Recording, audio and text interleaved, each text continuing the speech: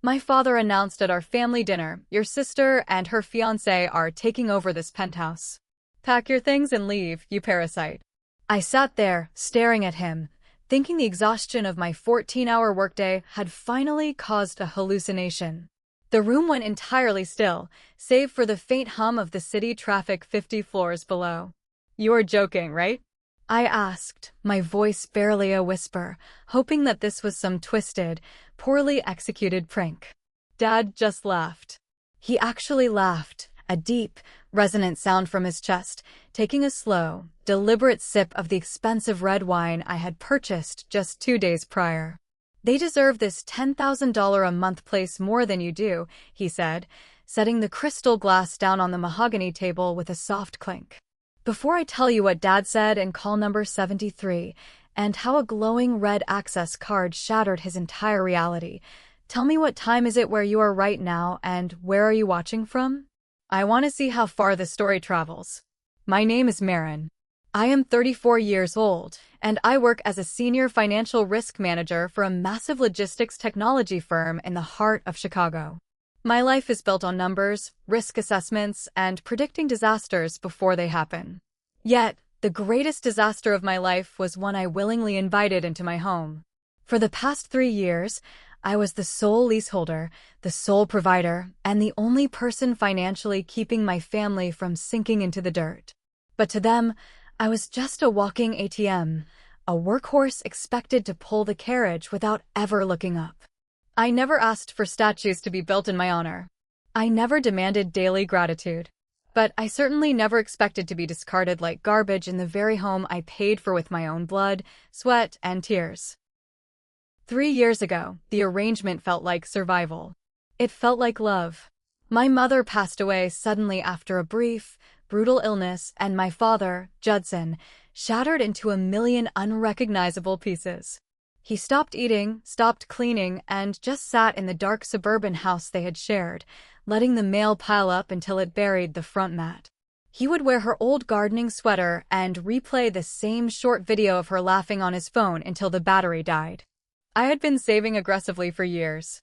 I lived in a tiny studio apartment, skipped vacations, and packed my lunches, all to build a down payment for a beautiful little house of my own.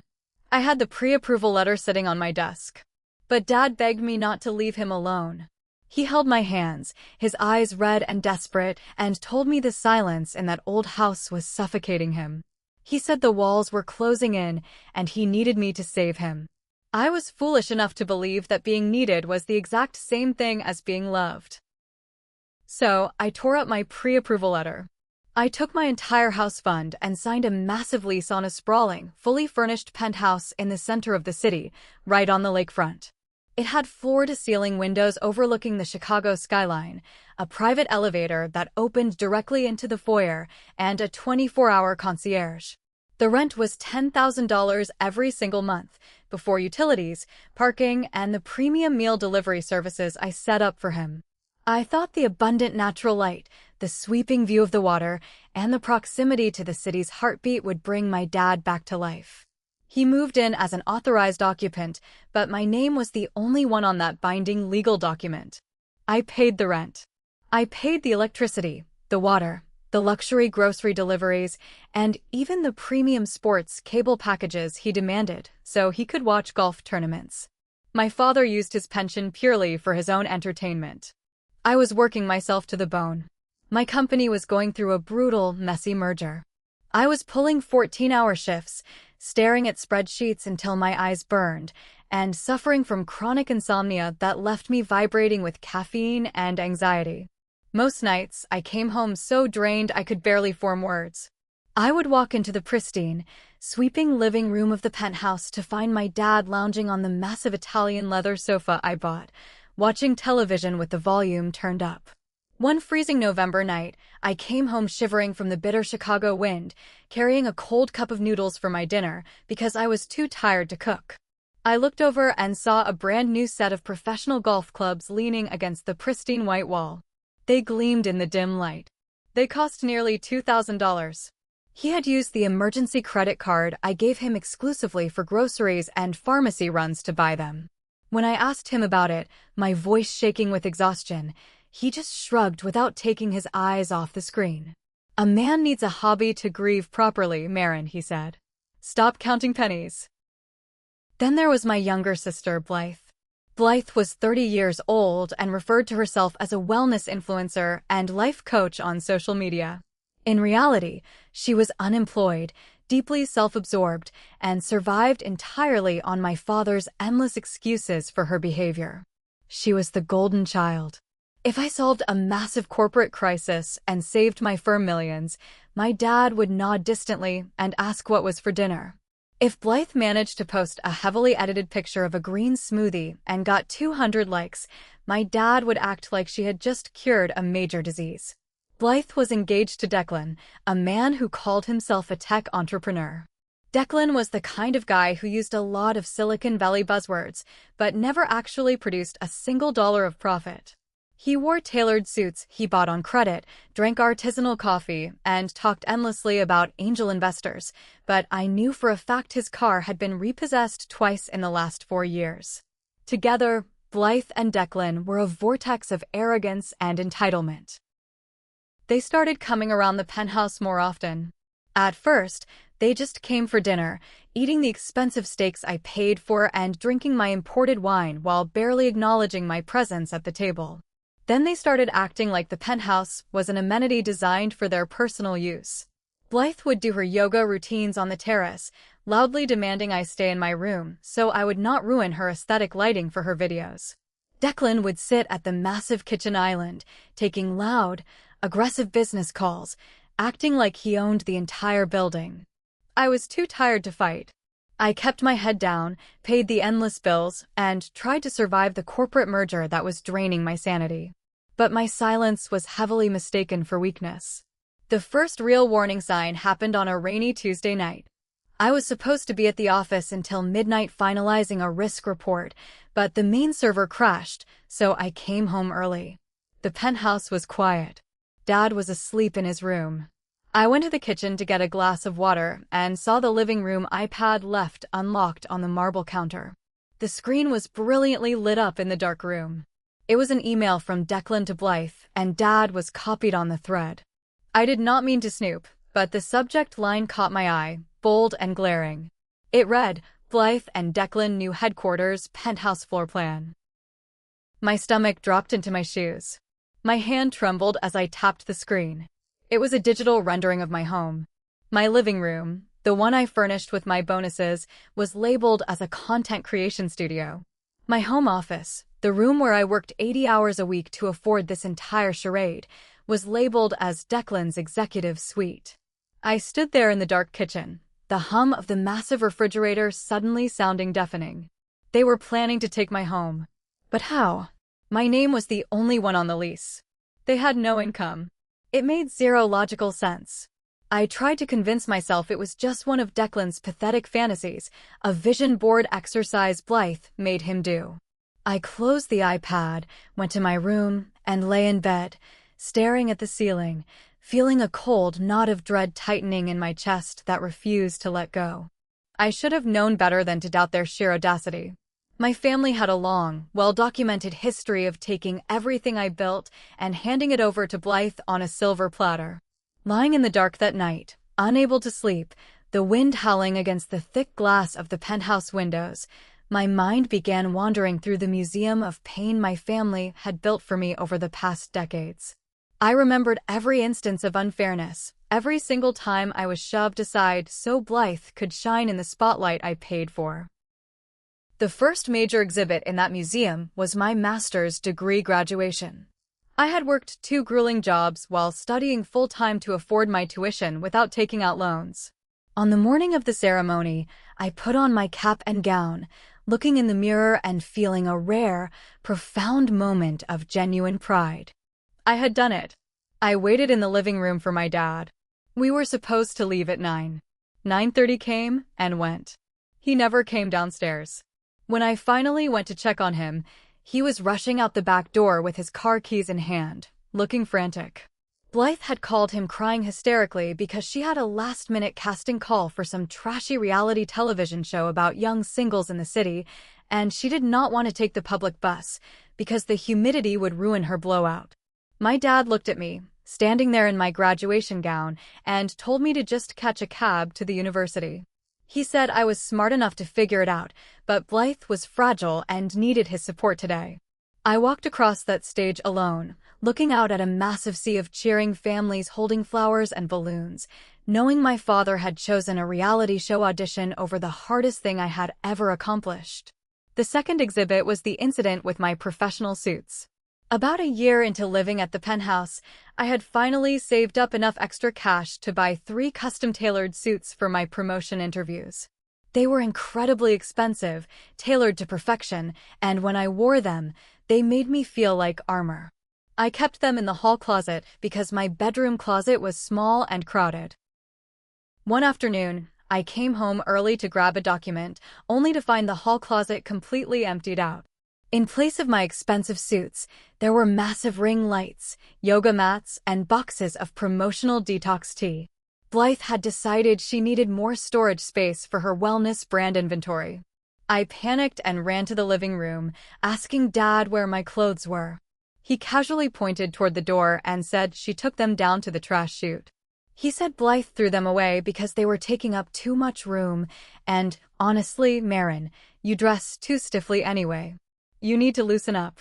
I ran down the hall and dug through the building's basement dumpster that night, crying in the dark, trying to salvage ruined wool that smelled of garbage. My dad never apologized. He just told me to stop being so dramatic over a few pieces of fabric when my sister was trying to build a business. The third exhibit was the most dangerous, and the one that nearly cost me my career. Just 6 months ago, I received a certified notice from the state tax board addressed to Declan, sent directly to my Penthouse address. I opened it because the envelope was marked urgent and threatening, and it had my address on it. Declan had registered a fake limited liability company using my Penthouse as his official corporate headquarters. He had racked up thousands in unpaid business taxes, and now the state was sending collection threats and audit warnings to my home. In my line of work, being associated with financial fraud could result in losing my licenses and my job instantly. When I confronted Declan, throwing the letter on the counter, he smirked, took a sip of his coffee, and said it was a simple paperwork error that his accountant would fix. When I yelled at Dad to make Declan change the address immediately, my father looked at me with deep, theatrical disappointment. He called me a petty, small-minded person. He said Declan was an innovator trying to build an empire, and family should support family during the rough early stages. I spent 3 weeks dealing with expensive tax lawyers to prove I had no connection to Declan's fraudulent company, paying the legal fees out of my own pocket. I was the invisible child. My successes were ignored, and my money was expected. I confided in my coworker and closest friend, Hollis, the next day at work. Hollis was a tough, no-nonsense woman who had seen me crying in the break room more times than I care to admit. As we sat drinking bitter, burnt office coffee, I told her about the iPad email and the floor plan. Hollis slammed her ceramic mug down on the table so hard coffee spilled over the rim. "Marin," she said, her voice sharp, urgent, and filled with frustration. "You are not helping a grieving widow anymore. You are not feeding a family. You are feeding bloodsuckers. They're draining you dry, and they will not stop until you have nothing left to give. You need to pack your bags, cut the cord, and leave that toxic wasteland." I shook my head, rubbing my throbbing temples, the headache building behind my eyes. "I cannot just leave him, Hollis. He is my dad. He is nothing without me. He will end up on the street." "He has a pension," Hollis fired back, pointing a finger at me. "He has $2,000 golf clubs you paid for.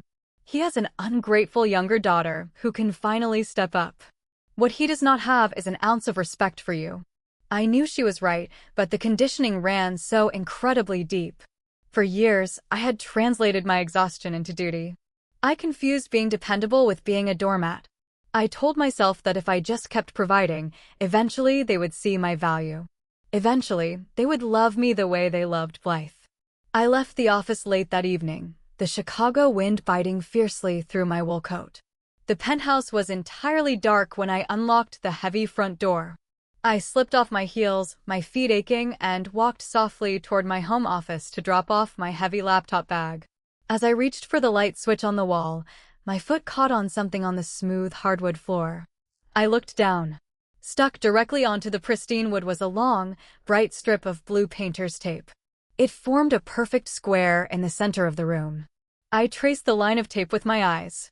It traveled along the baseboards, marking out precise dimensions. I walked into the guest bathroom. More blue tape on the expensive mirror. I walked into the sweeping living room. Blue tape marking a massive rectangle directly in front of the floor-to-ceiling windows. Someone was physically measuring my home. They were marking their territory while I was at the office paying for the privilege of letting them do it. The cold dread in my chest ignited into a hot, blinding spark of sheer anger. The blueprint on the iPad was not a vision board fantasy. It was a concrete schedule. The next morning, I decided I had enough. I confronted my father the second I walked into the kitchen. He was sitting at the massive marble island, drinking the expensive coffee I had imported from Italy, casually reading the sports section of the newspaper. I pointed an accusing finger toward the hallway, referencing the blue tape scattered across the floor. "What is this?" I demanded, my voice trembling with suppressed rage. Dad did not even look up from his paper. He turned a page slowly. "Do not make a scene, Marin. It is too early for your attitude. Blythe and Declan are just testing some dimensions. They need to visualize their workspace for their new brand launch." "Testing dimensions in my home?" I asked, stepping closer, my heart hammering against my ribs. "In my office?" Before Dad could answer, the front door swung open. Blythe and Declan walked in, carrying iced coffees and massive, heavy binders filled with curtain swatches, paint samples, and flooring catalogs. Blythe looked at me as if I were a mild annoyance she had to step around, like a piece of misplaced furniture. "Oh, good, you are awake," she said casually, dropping her binder on the counter. "We were thinking of painting the office a soft sage green. It reflects light better for the camera, and your gray walls are just terribly depressing." I stared at her, my jaw tight. "You are not painting anything. This is my apartment. I pay the rent." Declan chuckled, leaning against the counter and taking a loud sip of his drink. "Relax, Marin. It is just paint. You are always so uptight about every little thing. It is just a space." I felt dizzy. The sheer audacity was suffocating. I grabbed my purse to leave for work, realizing arguing with them in that moment was like screaming at a brick wall. On the train ride to the office, staring blindly out the window at the gray city passing by, my phone vibrated intensely with a banking alert. I opened the app, expecting a routine utility bill autodraft. Instead, I saw a massive pending charge on the emergency shared credit card I gave my dad for groceries. The charge was for $12,500 at a high-end audio and visual equipment store. I stopped breathing. The train rattled and swayed around me, but all I could hear was the rushing of blood in my ears. $12,500. That was the entirety of my newly rebuilt emergency savings. That was the money I was slowly trying to save for my own future. I immediately called my dad, stepping off the train and pacing the concrete platform. He answered on the third ring, sounding extremely annoyed. "What is it, Marin?" "I am busy." "Did you charge over $12,000 to the card?" I asked, my voice deadly quiet, echoing slightly in the underground station. There was a brief pause, a sharp exhale of breath. "Yes, I did. I bought some professional sound panels, high-end studio lighting, and a custom media console for Blythe's new studio. It is an investment, Marin. Declan's investors want to see a professional, established setup before they commit funds to his project." "You stole my money," I shouted, no longer caring that the other commuters were turning to stare at me. "That is my money." "Stop being so dramatic," he snapped, his voice turning cold and vicious. "You have a stable corporate job. You earn plenty. Family helps family. Declan will pay you back with interest when the company goes public. Now stop nagging me, I have a terrible headache." He hung up. The line went dead. I stood on the train platform, staring at the black screen of my phone. He did not ask. He did not borrow. He took it, knowing full well I would be the one forced to pay the massive credit card bill to protect my own credit score. I barely survived the workday. My hands were shaking so badly I could hardly type my reports. When I got back to the penthouse that evening, the sun had already set. I unlocked the door and walked softly. The lights in the living room were dim. I heard Dad's voice coming from the terrace. The heavy sliding glass door was cracked open just an inch. I stepped into the shadows of the hallway and listened intently. He was on speakerphone. The voice on the other end was deep, aggressive, and incredibly impatient. It was Nash, a guy Declan frequently referred to as an angel investor, but who everyone in his circle knew was just a high-end, ruthless loan shark.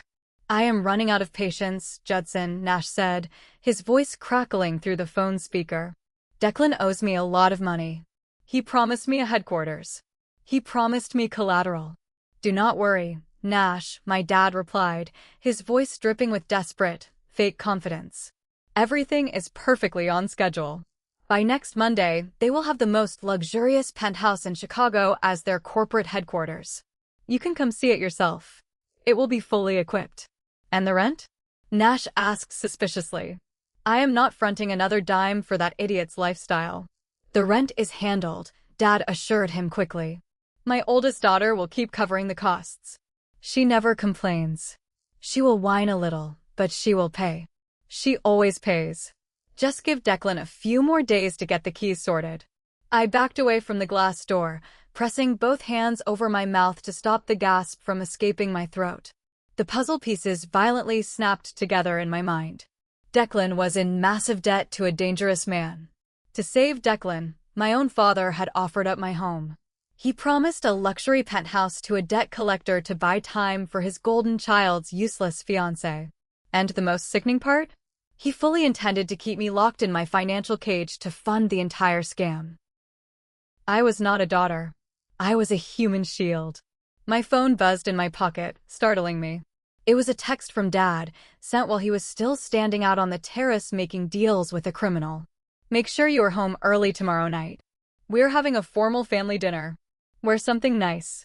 Blythe wants to film a vlog segment for her channel." I stared at the text. They were going to do it tomorrow. They were going to spring the trap. A strange, terrifying calm washed over me. The anxiety that had plagued me for 3 years instantly evaporated, replaced by a cold, sharp, unyielding clarity. They thought I was a workhorse. They thought I would just lower my head and pull the plow because I was too desperate for their love to ever fight back. I walked into my bedroom, locked the door behind me, and did not shed a single tear. Friday night arrived. The tension in the penthouse was thick enough to cut with a knife. I walked into the dining area at exactly 7 o'clock, wearing my standard gray office attire, refusing to dress up for Blythe's camera. The scene before me looked like a grotesque parody of wealth. Blythe had set up her massive ring lights in the corner of the dining room. She was wearing a designer dress, applying lip gloss and adjusting her angles in her phone camera. Declan was standing by the kitchen island, aggressively shaking a cocktail shaker like he was hosting a party at a club. My dad was sitting at the head of the long oak dining table, looking incredibly smug and self-important. My usual seat, the one right next to my father, had been moved to the far end of the table, near the kitchen door. Declan poured a glass of expensive champagne bought with my grocery card, and handed it to Blythe with a flourish. He did not offer me anything. "Sit down, Marin," Dad commanded, gesturing vaguely to the far end of the table. I sat. The silence stretched, heavy and highly theatrical. Blythe pressed record on her camera, flashing a brilliant, fake smile. Dad cleared his throat, folding his hands resting on the table. "Marin, we are making some exciting transitions as a family. Your sister and Declan are on the verge of a massive business breakthrough. They need a proper environment to host investors and build their brand." He paused, looking at me expectantly, as if waiting for me to applaud their success. I just stared at him, my face a mask of stone. "So," Dad continued, his tone hardening into a strict demand, "your sister and her fiancé are taking over this penthouse. You will need to pack your things and leave." The words hung in the air, echoing in the massive room. I looked at Blythe. She was smiling at the camera, completely unbothered, posing with her champagne glass. I looked at Declan. He was sipping his drink, looking bored, checking his expensive watch. "Leave?" I asked, keeping my voice entirely flat, devoid of any emotion. "Leave for how long?"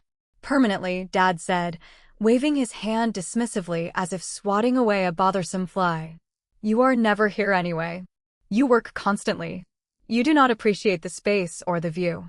"I work constantly because this place costs $10,000 a month," I replied, my voice steady. Dad's face tightened.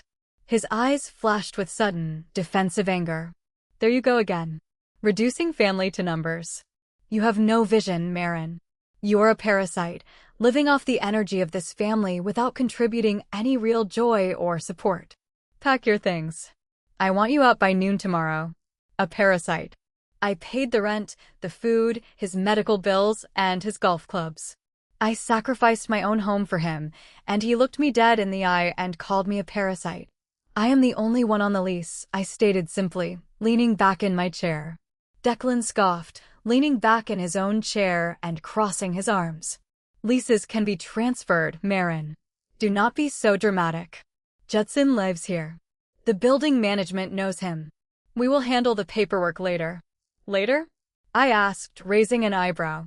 "Who pays the rent until later?" Blythe reached over and patted my dad's arm, speaking in that breathy, fake therapeutic voice she used for her wellness videos. "Marin, transitions can feel threatening. But loving people means making room for their next chapter.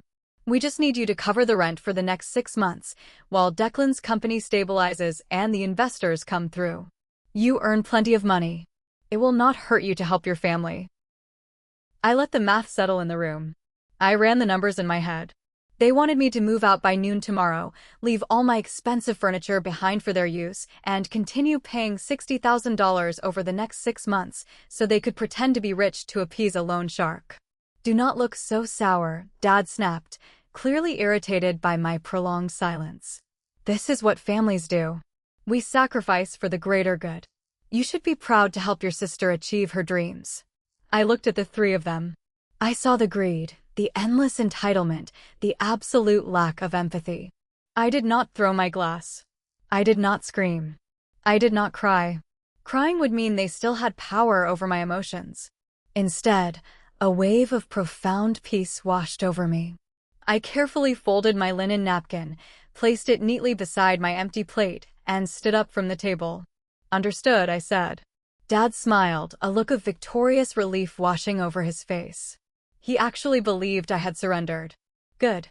I am driving them back to their boutique hotel tonight and picking them up at 9 tomorrow morning. Make sure your boxes are out of the way before noon. And leave the espresso machine. Declan likes it." I turned and walked to my bedroom. I stepped inside, quietly closed the solid wood door, and turned the heavy brass lock until it clicked loudly.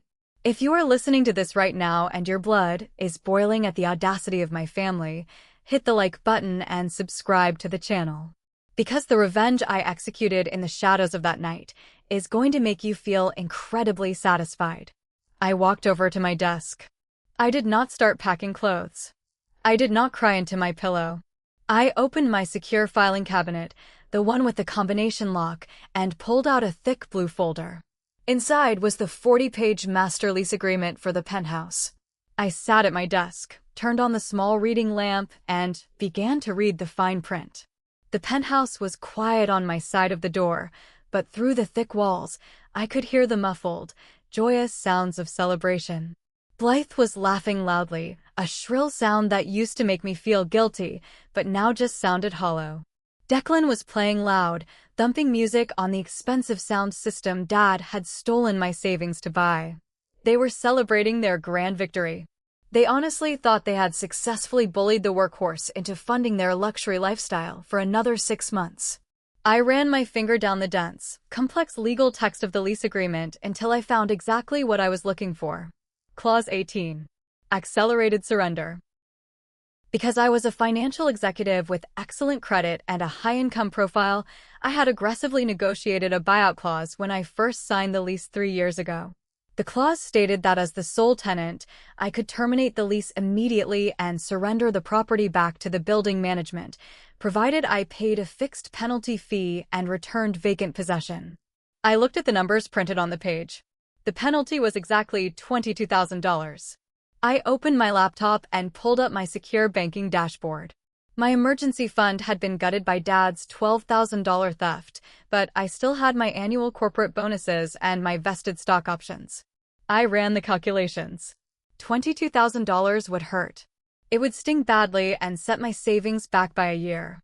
But staying on the lease for 6 more months while living somewhere else would cost me $60,000 in rent alone, plus utilities, plus whatever massive damages Declan and his loan shark friends caused to the property once they moved in.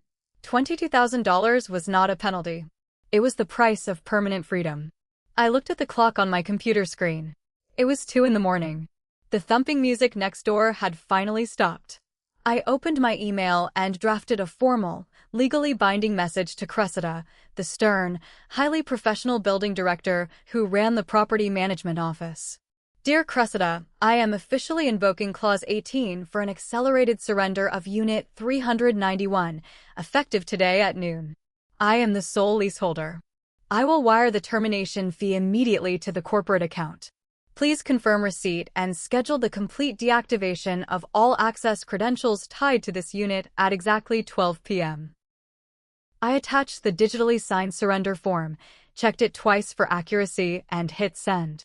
At 3 in the morning, I logged into my bank portal. My hands did not shake. My heart rate was perfectly steady. I authorized the wire transfer of $22,000 directly into the building's corporate account. The screen loaded for an agonizing second, then flashed green. Transaction complete. Funds transferred.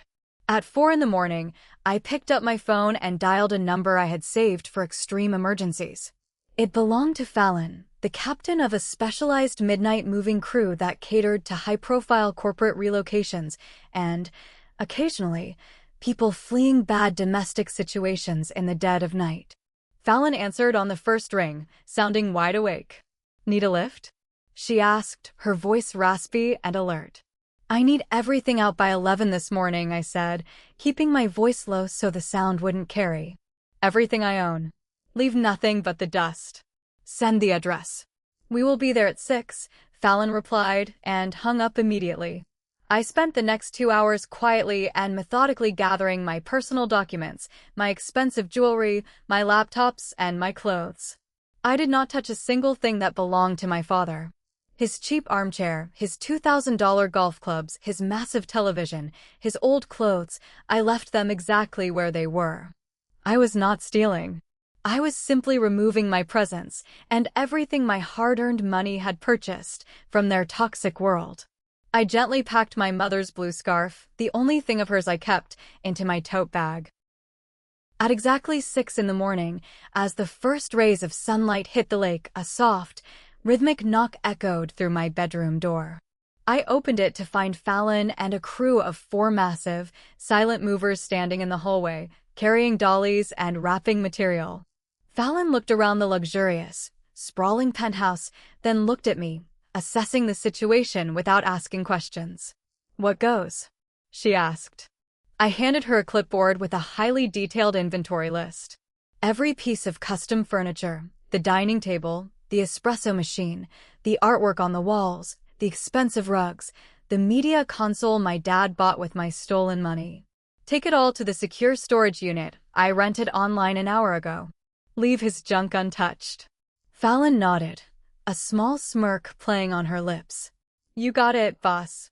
As the movers began wrapping my expensive dining chairs in thick moving blankets in absolute silence, my phone buzzed.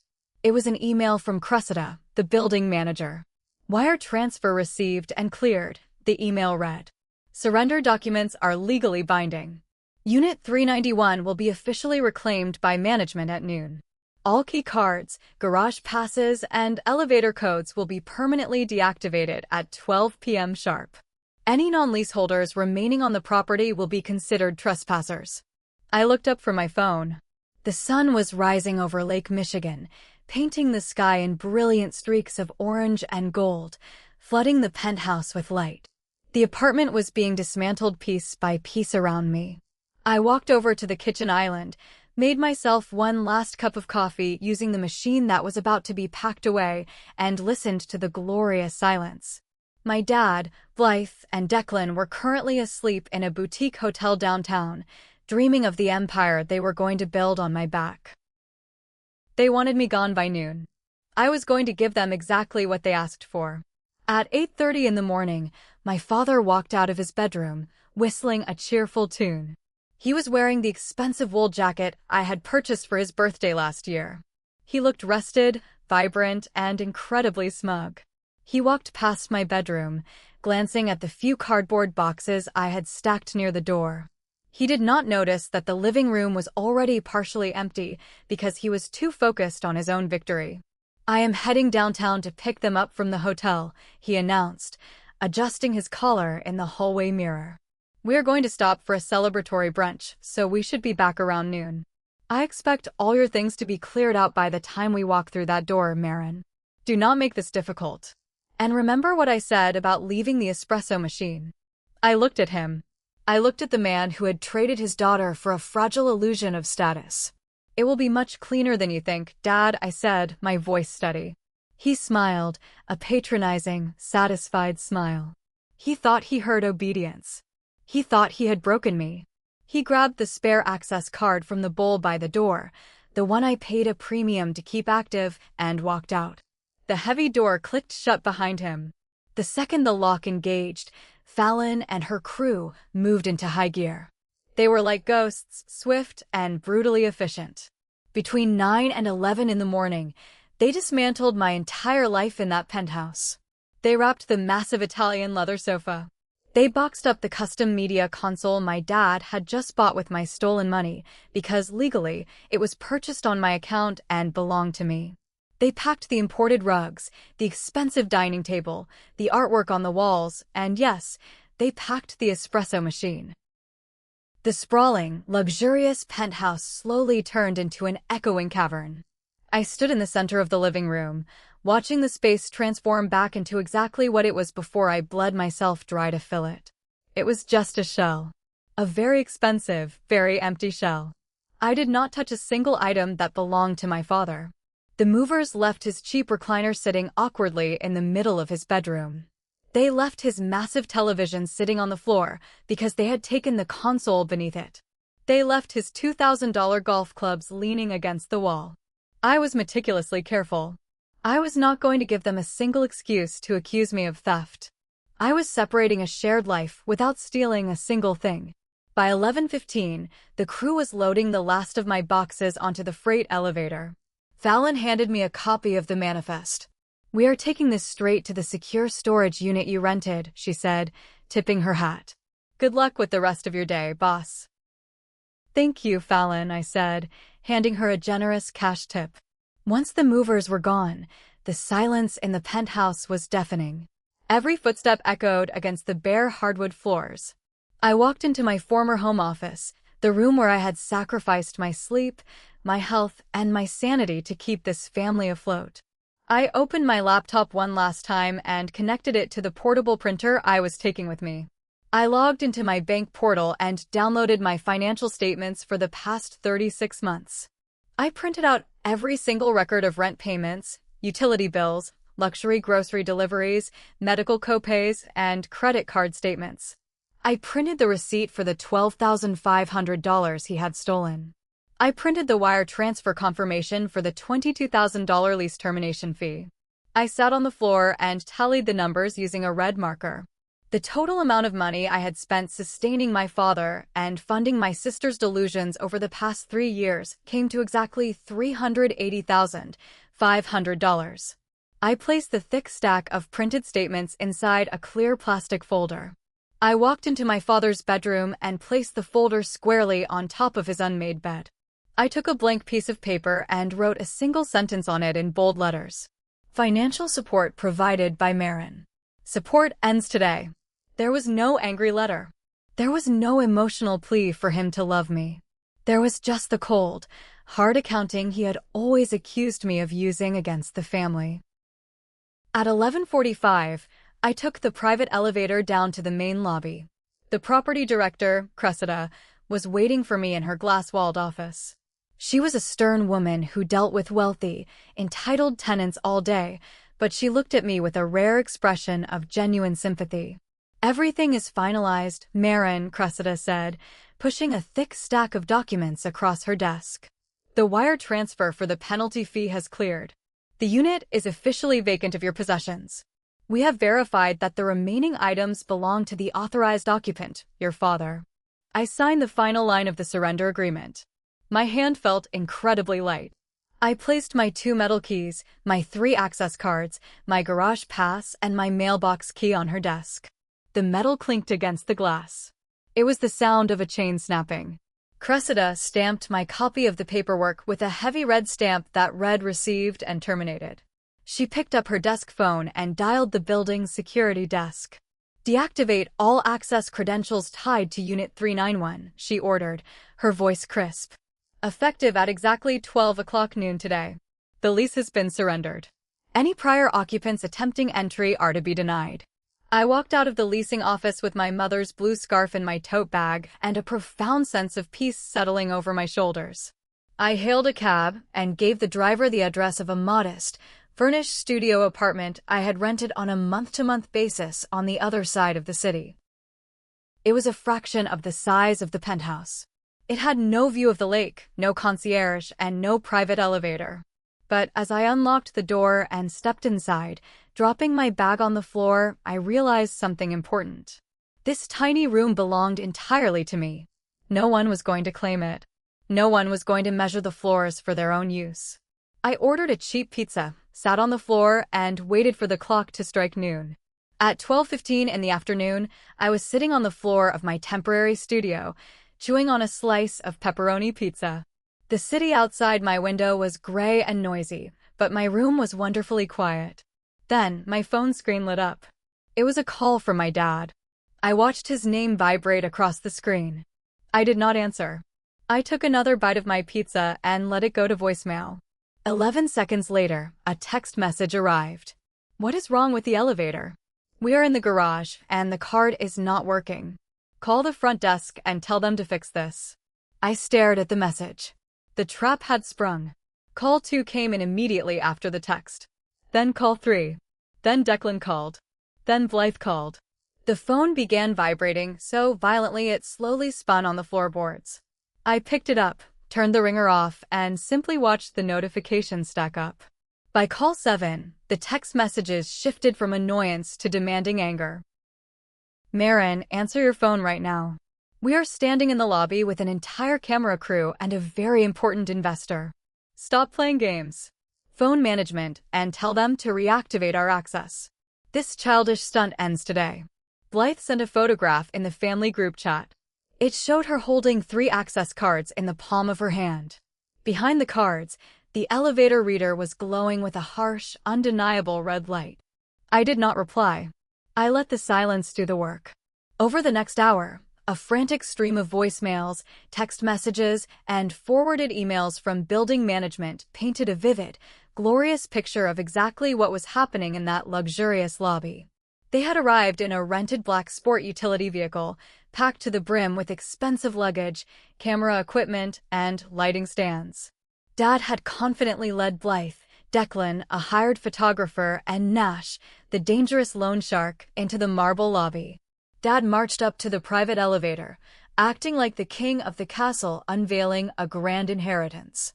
He tapped his card against the reader. Red. It beeped an angry, denying sound. He tried it again, assuming it was a glitch. Red. Declan aggressively pushed past him and tried his own card. Red. Blythe tried her code on the service entrance keypad. Denied. Every single screen, every single door gave them the exact same answer. "You do not belong here." The commotion attracted the security guards. According to the voicemails, my dad started yelling at the guards, demanding they let him into his home. The guards called Cressida. Cressida, cold and professional, walked into the lobby with a security detail. She informed them, loudly and publicly, that the lease had been legally surrendered by the sole tenant. She handed my dad a copy of the termination paperwork. She told him he had until 4 o'clock to hire a moving company and retrieve his personal belongings under strict security supervision, but that no one was allowed to step foot in the unit without an escort, and no one was staying the night. By call 19, my dad stopped ordering and started bargaining. "Marin, please pick up the phone," his voicemail pleaded. His voice was trembling, the arrogant smugness entirely gone. "We can talk about this. I know you are upset about the money, but you are embarrassing us. Nash is here. Declan's investors are leaving. Please, just call the office and reverse this. Fix this, Marin." There was nothing to reverse. The unit was gone. The money was gone. By call 26, Declan left a voicemail. He was screaming into the phone, his fake professional demeanor shattered. "You crazy witch. You are sabotaging my company. I am going to sue you for everything you have. Do you have any idea who you just messed with? Nash is threatening me." By call 31, Blythe sent an audio message, crying hysterically. Her mascara was probably ruined. "Marin, how could you do this to me? On my launch day. The photographer is charging me for his time. You are so selfish." I sat on the floor, listening to their panic. Not a single message contained the words "I am sorry." Not a single message asked if I was okay or where I was going to sleep that night. They were only terrified because their endless supply of money and shelter had suddenly vanished into thin air. At 2 o'clock in the afternoon, a new text arrived from an unknown number. "Tell your fake entrepreneur brother-in-law he has exactly 1 week to find my money, or I am taking it out of his kneecaps." It was Nash. He had clearly realized the entire Penthouse pitch was a massive fraud, and he was not happy. I replied with a single sentence. "I have no financial or legal ties to Declan, and I have ended my lease. Do not contact this number again." I blocked the number. I expected to feel triumphant. I expected to feel like a movie villain laughing in the rain. But what I actually felt was a profound, heavy grief. I grieved for the father I thought I had. I grieved for the family I tried so hard to buy love from. But the grief had clean edges. It was no longer a rotting wound. By sunset, the counter on my phone showed 73 missed calls from my father. 73 times he reached out to me, not out of love, but out of sheer desperation because the consequences of his own actions were finally suffocating him. His last voicemail of the day arrived at 6 in the evening. His voice was barely a whisper, broken and hollow. "Marin, where are you? Please help us. The hotel will not extend our stay without a new credit card. I do not know what to do. Please call me." For one dangerous, fleeting second, my thumb hovered over the call button. The conditioning of 3 decades flared up. My father was in trouble. I needed to fix it. But then I looked around my tiny, quiet room. I looked at my mother's blue scarf sitting on my bag. I put the phone down, turned it on silent, and went to sleep.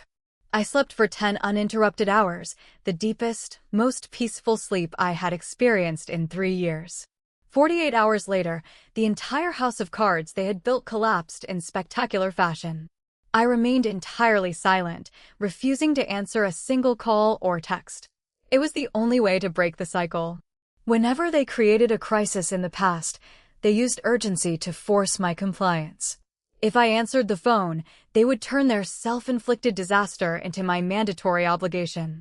This time, I let reality finish its sentence.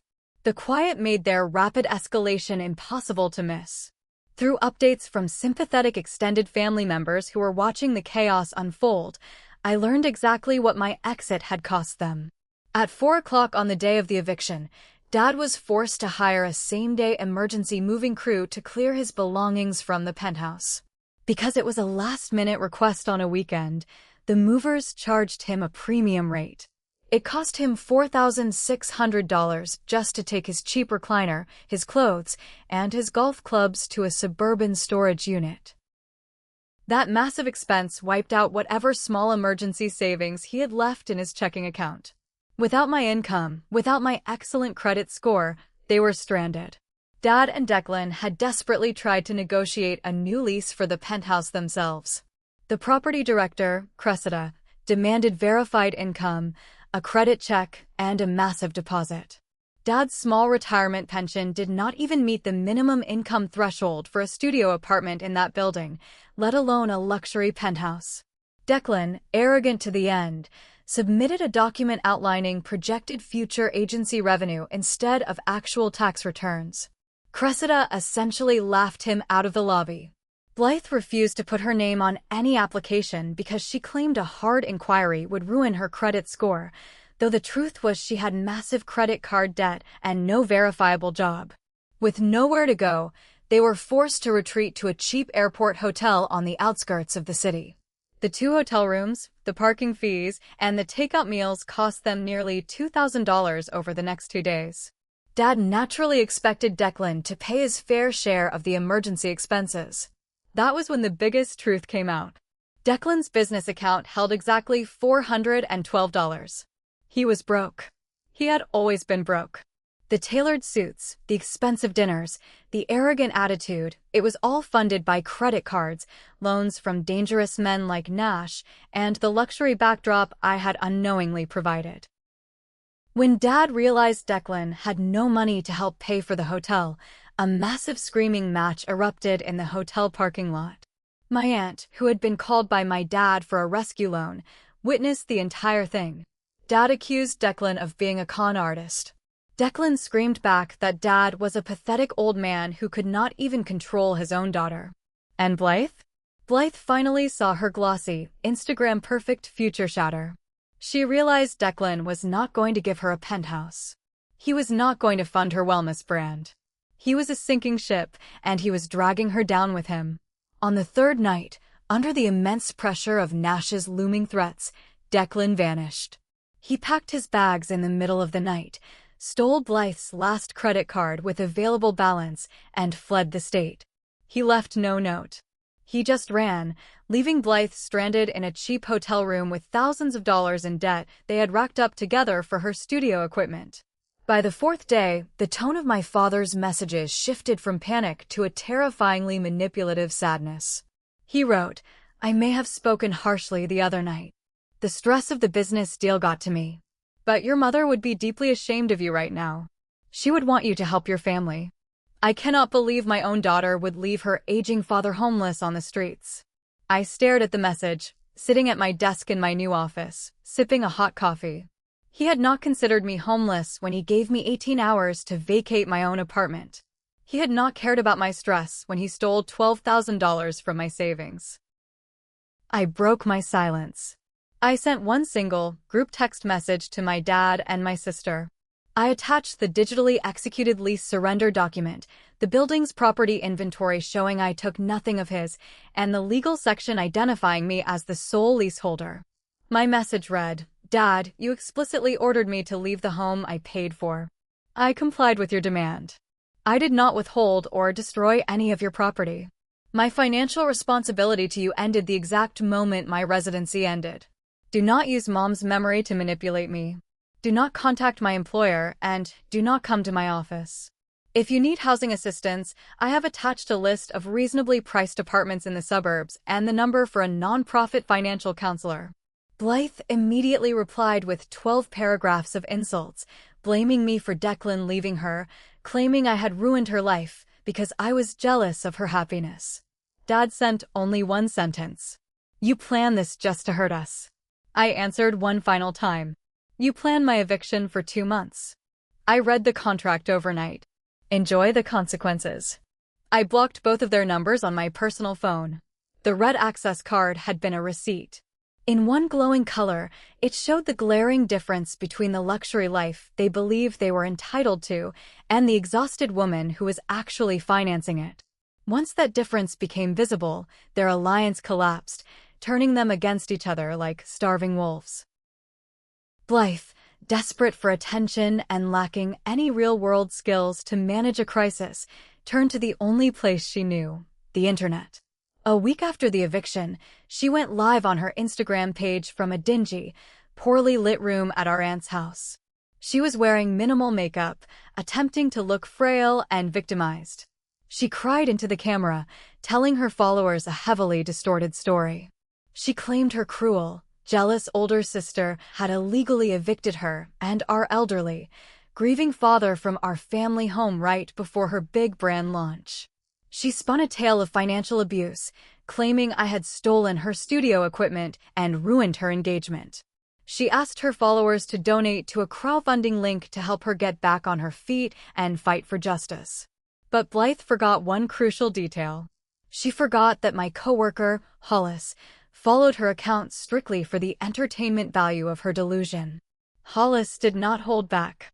While Blythe was sobbing about being thrown onto the streets, Hollis dropped a series of devastating comments into the live chat. Hollis wrote, "Your sister paid $10,000 a month for that penthouse, while you paid nothing. Your dad stole 12 grand from her to buy your lights. You literally tried to kick her out of her own house so your scammer fiancé could use it. Stop lying."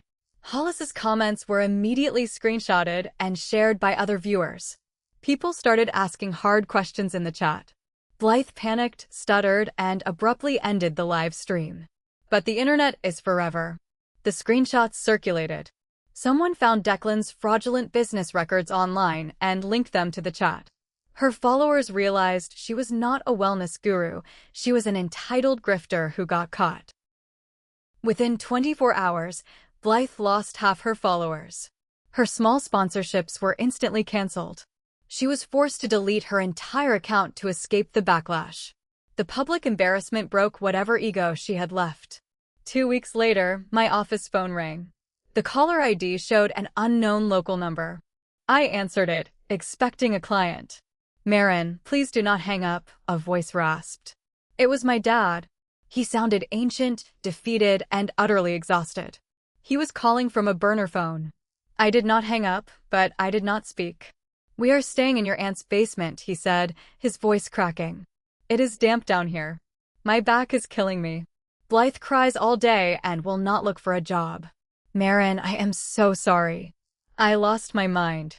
I got caught up in Declan's promises. I thought I was securing a future for your sister, and I thought you would be okay because you are always okay. You are the strong one." His apology felt like ash in my mouth. It was not an apology for hurting me. It was an apology for getting caught, for miscalculating his gamble. "Being strong does not mean I do not feel betrayal, Dad," I said, my voice cold and steady. "I know that now. Do you?" "Marin, I am your father," he pleaded. "That has to mean something. Please, just pay for a small 2-bedroom apartment for us for a few months. Just until we get on our feet. You cannot just throw me away over money." I gripped the edge of my desk. The manipulation was so deeply ingrained in him, he did not even realize he was doing it. "I am not throwing you away over money, Dad. I am protecting myself from people who called me a parasite while sucking my bank account dry. If that elevator card had stayed green, if you had gotten into that penthouse, would you have called me 73 times? Would you have called even once to ask if I had a warm place to sleep?" Silence echoed on the line. He had no answer. Because we both knew the truth. If the card had worked, they would have popped champagne and never thought about me again. "That is what I thought," I said. "That is all I am to you now?" he asked, his voice hardening with a last, desperate attempt at guilt. "Just a budget problem? A bad investment?" "No," I replied, staring out the window at the city's skyline. "You are my father. That is exactly why this hurts so profoundly. But being my father no longer grants you unlimited, unquestioned access to my life or my resources. I sent you the number for the financial counselor. Use it." I hung up the phone. I hung up on 3 decades of guilt, manipulation, and conditional love. The phone clicked into the receiver, and the silence in my office was beautiful. I did not take back the penthouse. I took back something infinitely more valuable. I took back the right to exist without paying for the privilege. I took back the right not to be insulted in the home I sustained. I walked out of my office that evening, stepped into the crisp Chicago air, and for the first time in my adult life, my shoulders felt light. 6 months passed. The absence of a $10,000 monthly drain on my finances changed my life with shocking speed. Without the crushing anxiety of my family constantly demanding more, my chronic insomnia faded.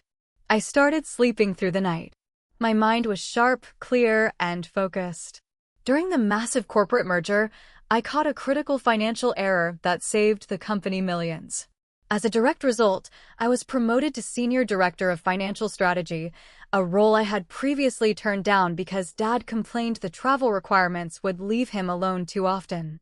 With my new salary and the money I was aggressively saving, I bought my own home. It was a beautiful, sunlit two-bedroom condo in a quiet neighborhood. It did not have a private elevator, and it did not overlook the lake, but my mortgage payment was less than a third of the penthouse rent. The first night I moved in, I sat on the floor eating takeout because my dining table had not arrived yet. I looked around the empty room, and I had never felt richer in my entire life. The contrast between my new reality and my family's situation was stark. Dad was forced to face the reality of living strictly on his pension. Without my income to artificially inflate his lifestyle, he realized how little he actually had. He rented a dated, cramped one-bedroom apartment in a noisy suburb, located directly above a dry cleaner. The smell of chemicals seeped through the floorboards. It was exactly the kind of place he had spent 3 years insisting he could not survive in. He sold his expensive golf clubs to pay his heating bill. Blythe's reality check was even harsher. With her influencer career destroyed and no fiancé to bankroll her aesthetic, she had to enter the real world. She moved onto Dad's cheap pull-out sofa for 2 months before the endless arguing forced her out. Last I heard from my aunt, Blythe was working as a retail associate at a mid-tier department store in the mall, standing on her feet for 8 hours a day, folding the kinds of clothes she used to mock on the internet. For months after the eviction, my dad reached out through my aunt, asking for a meeting. He said he was sick. My heart dropped for a moment, the old guilt rearing its head, but I stayed firm. I agreed to meet him at a neutral location, a busy coffee shop downtown. He looked significantly older. He looked smaller without the grand backdrop of the penthouse surrounding him. He was wearing an old sweater, not the expensive jacket I had bought him. He sat across from me, holding a black coffee. He finally apologized. A real one. He apologized for using the word parasite. He admitted he was terrified of Declan leaving Blythe, and he wanted to look like a big shot to keep the guy around. He admitted he assumed I would just take the abuse because I always had. I listened. I did not yell. I just nodded. I told him that strong people still feel betrayal. I told him that I loved him, but I would never again allow myself to be set on fire just to keep him warm. He asked if we could go back to being a family. I told him the old version of our family translated love into rent payments and silence into consent. I offered him a new version. We could have coffee once a month. No loans. No shared bank accounts. No spare keys to my home. And absolutely no discussion of Blythe's expenses. He looked down at his cup, tears welling in his eyes, and he accepted the terms. It was cold, but boundaries often feel cold to people who are used to living inside someone else's warmth. Through my new role, I started advising a small nonprofit fund that offered financial coaching to women leaving controlling and abusive domestic situations. During one workshop, a young woman asked me why intelligent, capable people stay in obviously toxic financial arrangements for so long. I told her that intelligence does not cancel out hope. It does not cancel out grief or the deep, primal conditioning that tells us family is everything. Sometimes, the hardest account to audit in your life is the one labeled family. I taught them how to read leases, how to separate emergency funds, and how to distinguish genuine generosity from open-ended liability. Every time one of those women opened her own solo bank account, I felt the worst night of my life acquire a profound purpose beyond simple revenge. Sacrifice without consent does not create family. It creates entitlement. My father did not call me a parasite because I was taking too much.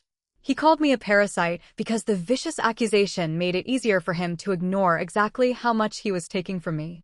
Ending that lease did not make me heartless. I made sure every single belonging of his was protected. I followed the legal contract to the letter. What I refused to provide was the one thing they considered an automatic, endless right, unlimited access to my life. Their financial losses, the broken engagement, the tiny apartments, and their shattered pride did not come from a malicious trap I set. They came from trying to build a future on money, property, and obedience that was never theirs to begin with. If there is one thing I wish I had understood years earlier, it is this: being the capable, responsible person in a family is not a lifetime contract. You are allowed to resign from a role nobody asked if you wanted. You are allowed to stop proving your love through sheer exhaustion. And when people suddenly value your contribution only after it disappears, their panic is not a command for you to restore it. Love can leave a door open without handing someone the key to your house. So, tell me honestly, if you were in my shoes, would you have quietly moved out within a week and kept paying the $60,000 until your family recovered? Or would you have done exactly what I did? And do you think the price my father, sister, and her fiancé paid in the end was too harsh? Let me know your thoughts in the comments below. Thank you for watching. If you haven't subscribed yet, hit that button and leave a like. I will see you in the next story.